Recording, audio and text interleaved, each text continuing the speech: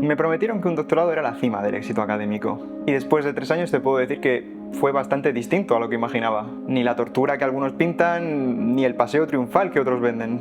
Fue otra cosa. Y la verdad es que le tengo bastante cariño. A día de hoy se dicen muchas cosas sobre si hacer un doctorado en España. Que si compensa, que si no, que si luego el título no vale para nada y solo sirve para la universidad. Yo acabo de terminar el mío, así que te voy a contar todo de dentro a fuera. Lo bueno, lo malo, lo duro, porque me he preguntado muchas veces si estos 3 años fueron una buena inversión. Y hoy te doy mi respuesta. Pero te aviso, creo que no estamos midiendo el doctorado por lo que es, o más bien no lo estamos midiendo de la forma adecuada.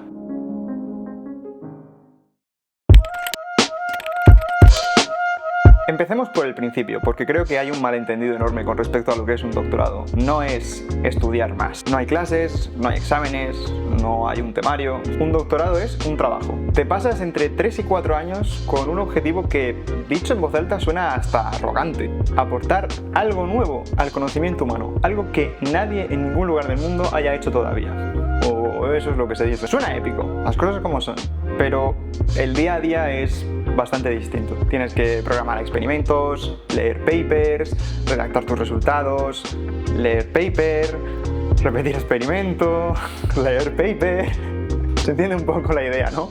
Es mucho más leer que proporcionar algo nuevo. Porque claro, no es cuestión de que experimentes algo que otra persona ya ha hecho. Lo suyo es que sea algo novedoso. Y para ello tienes que entender perfectamente qué se ha hecho y cómo se ha hecho. Y después de 3 años de estar peleándote con un montón de autores a los que al final vas a llamar familia porque los conoces mejor que a tus padres, te plantas ante un tribunal con tu tesis doctoral, que varía en tamaño según la modalidad y según el tipo de tesis, y la defiendes.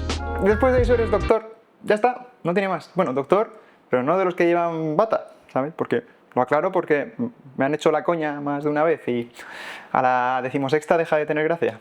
Y aquí está el primer problema de lo que es una tesis doctoral. Todo el mundo entra por el título de doctor. Doctor, delante del nombre, normalmente del apellido incluso. Ese prestigio que te da el tener el título. La idea de que es el último escalón del conocimiento. Aunque esto es mentira, porque después está lo de ser catedrático y esas cosas. Pero realmente el doctorado no es el título, es más bien lo que aporta a la persona que ha recibido ese título. Quédate con esta idea que después la recuperamos.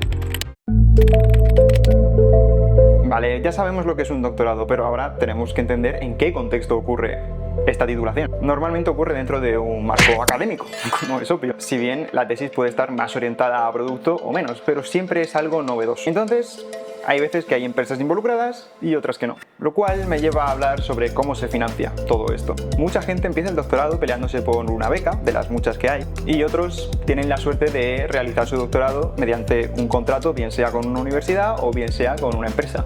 Yo entro en esta última categoría. Técnicamente estuve trabajando como investigador para la Universidad de Murcia durante toda la duración de mi doctorado, lo cual dentro del mundillo es un lujo.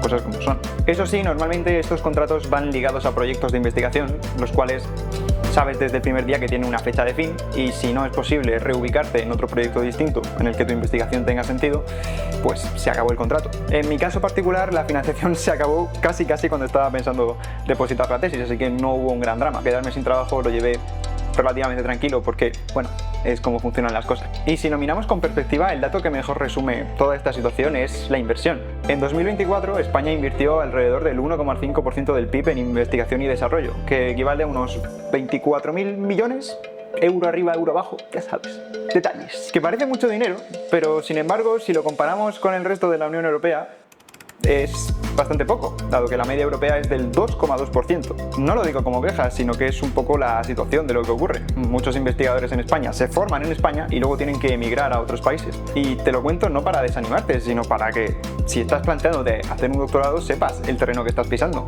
Tienes que tener en cuenta que la financiación no abunda y es mejor que sepas en qué te estás metiendo antes de tirar para adelante. Vale, ya hemos hablado del contexto. Ahora vamos a algo un poquito más personal. ¿Cómo lleva alguien desde dentro un doctorado? Porque un doctorado es una montaña rusa. Hay días en los que te sientes imparable y otros en los que no quieres seguir. Y aprendes a surfear eso. En el fondo es una de las cosas que mejor te enseña el doctorado, a navegar la incertidumbre, a trabajar por ti mismo. Realmente el doctorado está lleno de buenos y malos momentos. O como diría la Hierbas... La vida son ciclos. Hay ciclos que estás plof y hay ciclos que estás... Y es verdad que hay más ciclos que estás plof que... Pero bueno, paso a paso. En mi caso particular, yo puedo resumirlo en 2 palabras. Revisión sistemática. Si conoces a alguien que esté haciendo una, dale un abrazo y dile que es una persona importante y que puede con ello. Porque de verdad es una cosa infumable. Te explico por qué, ya que seguramente no sepas de qué estoy hablando. Una revisión sistemática consiste en revisar sistemáticamente la literatura disponible respecto a tu investigación.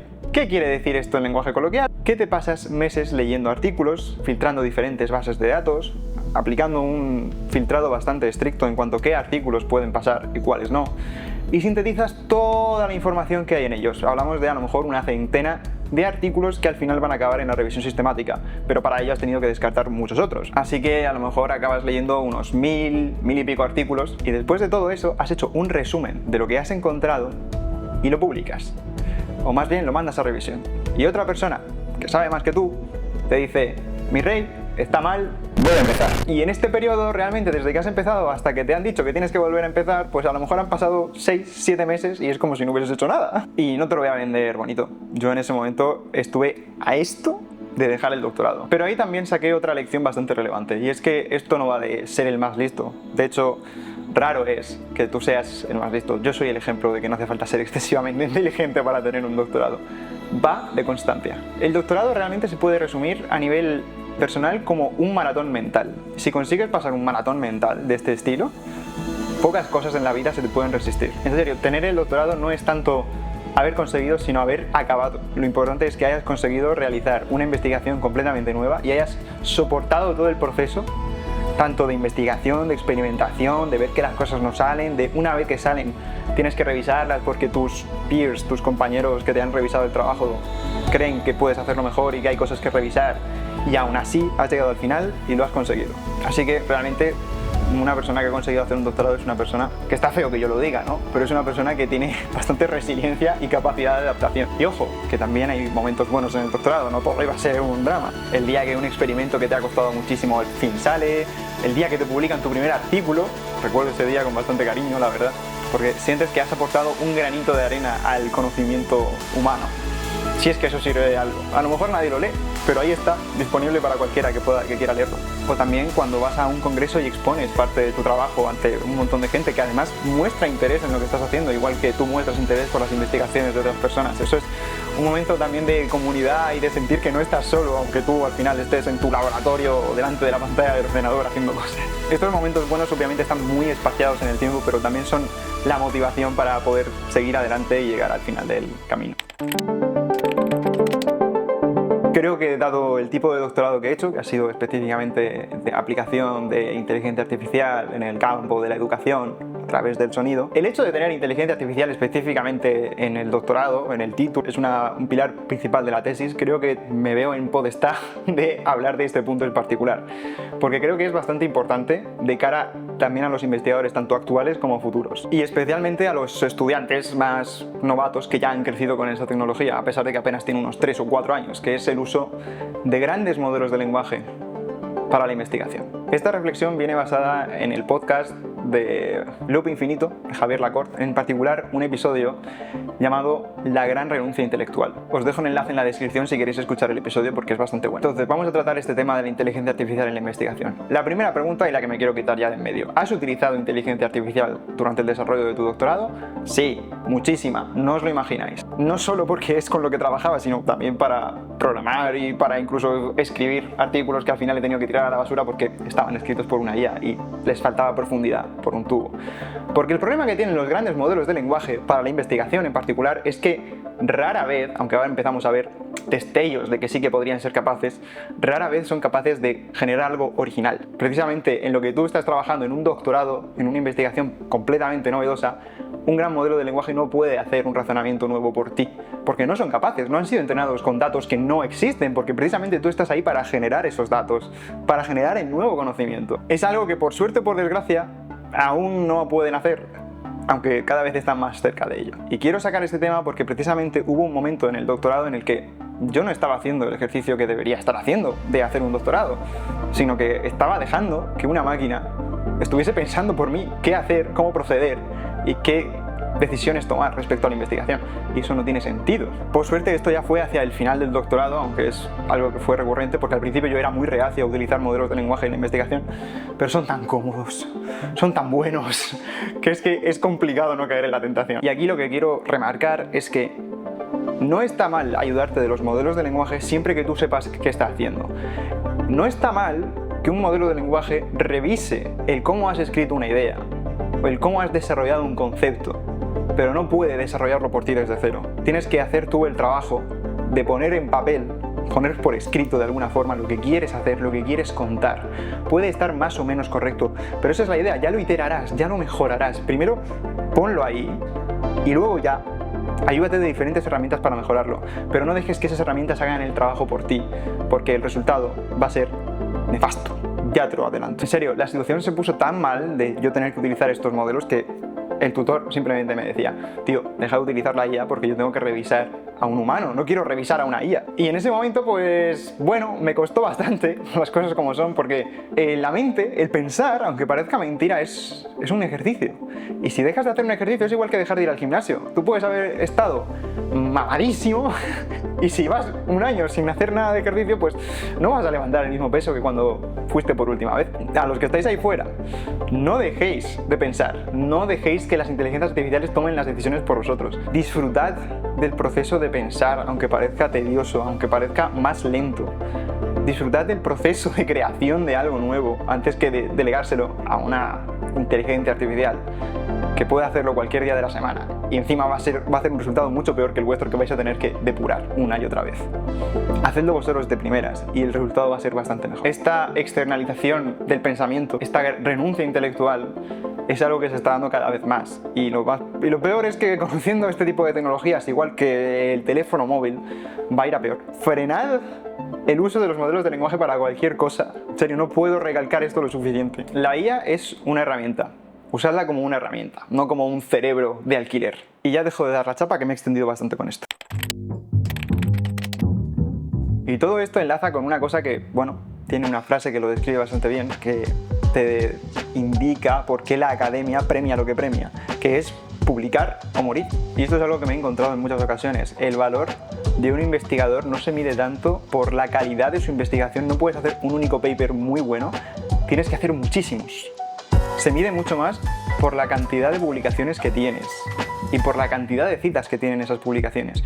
Y obviamente cuanto mayor sea tu número de publicaciones, más probable es que te citen. Y esto suena hasta razonable, hasta que lo vives y te das cuenta de que una métrica que se convierte en objetivo deja de ser una buena métrica en la que fijarse, porque empiezas a optimizar para el número, no para el conocimiento. A lo largo de la investigación me he encontrado a un montón de autores que de una sola investigación en la que yo haría un único paper, han sacado 5, 6 papers distintos, obviamente todos muy seguidos en distintas revistas. Pero, tío, me estás esparciendo el conocimiento en 7 papers cuando todo esto procede del mismo experimento y has dividido las ideas y repetido muchísimo contenido entre esos papers para tener más publicaciones y que tengas más posibilidades de que te citen. Y esto toca otro tema que me ha hecho pensar a lo largo del doctorado, y es el aparentar que estás haciendo muchas cosas, aunque no estés haciendo realmente nada. Funciona mucho mejor a nivel académico que el trabajo real, porque el trabajo real no tiene un resultado inmediato, no tiene un resultado a lo mejor en 3 semanas vista, no tiene un resultado a lo mejor en meses, pero si dentro de una misma investigación a cada pequeño pasito haces un paper específico para ese avance,